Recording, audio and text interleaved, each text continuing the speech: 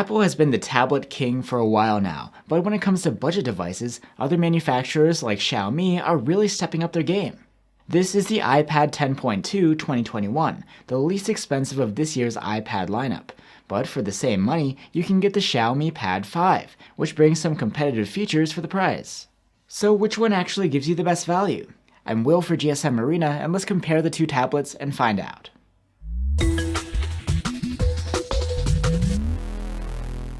Let's start off with the design.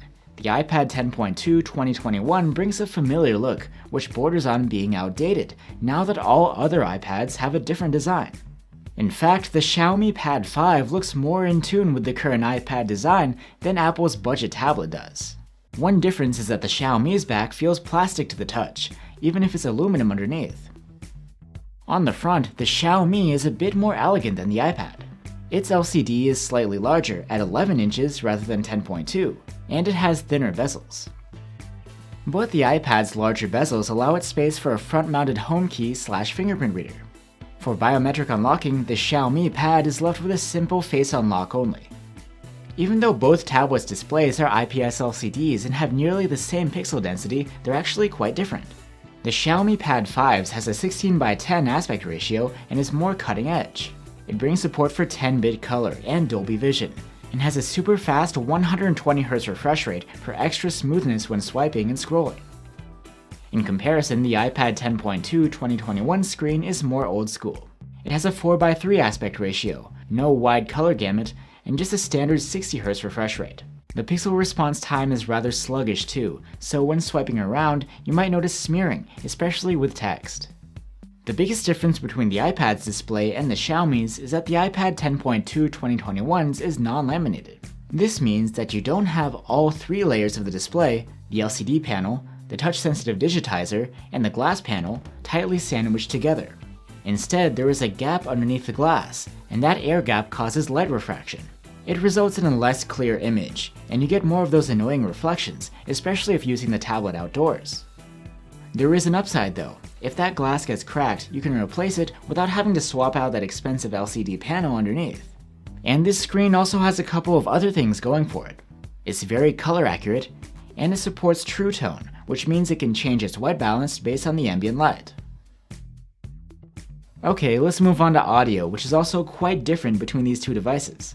The first major difference is that the iPad 10.2 has a 3.5mm headphone jack, while the Xiaomi doesn't. You need a USB-C adapter for traditional headphones. But the iPad has just 2 speakers in its stereo setup rather than 4 like the Xiaomi Pad, and they're located quite close to each other, on the bottom. They're quieter than the Xiaomi's, scoring just average on our loudness charts, but at least the sound quality is quite good, with impressive lows.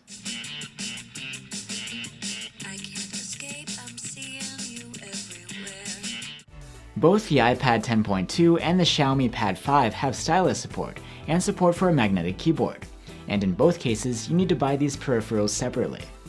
The iPad 10.2 has about an 8500 mAh battery capacity, very similar to the Xiaomi Pad 5's 8700 mAh.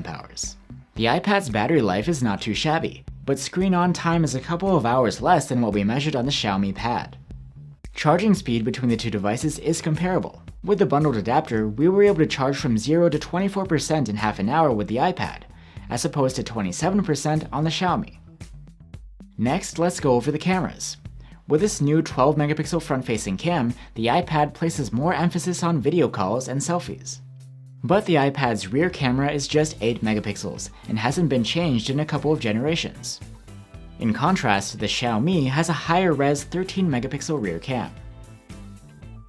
During the day, photos from the iPad's main camera are decent.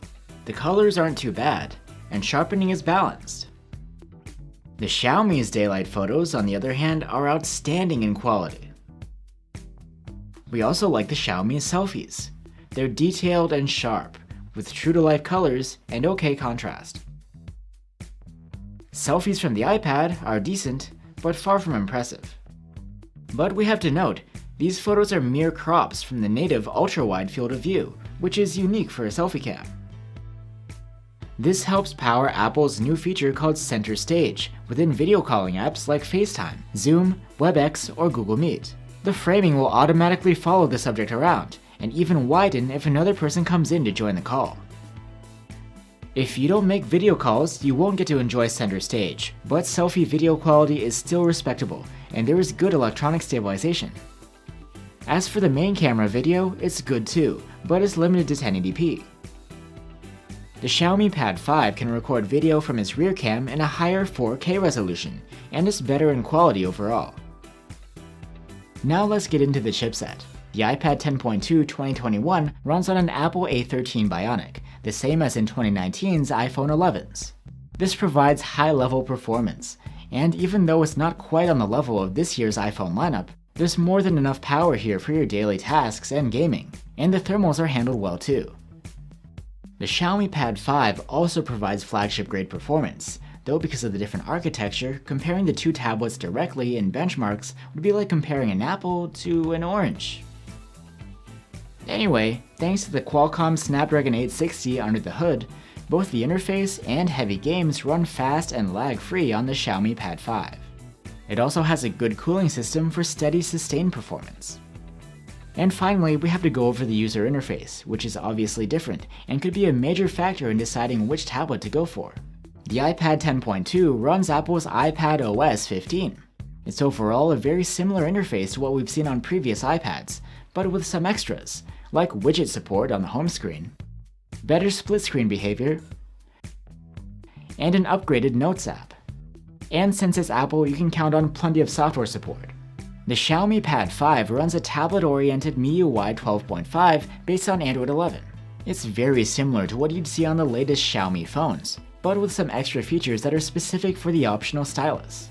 Users familiar with Android will feel right at home here. However, Xiaomi hasn't promised extended software support to the Xiaomi Pad, like it has for phones like the Xiaomi 11T. So that's the iPad 10.2 2021 and the Xiaomi Pad 5. Both are budget tablets and retail for about the same price, but the difference in quality is quite noticeable. Overall, it seems like Xiaomi is trying to prove itself here, and it fit tons of value into this device to make it a runaway success. While Apple's budget iPad has some outdated features and relies more on the Apple name and ecosystem to drive sales. So in the end, I would recommend the Xiaomi Pad 5 over the iPad 10.2 2021, unless the Apple software is something that you need to have. Thanks for watching guys, stay safe and see you on the next one.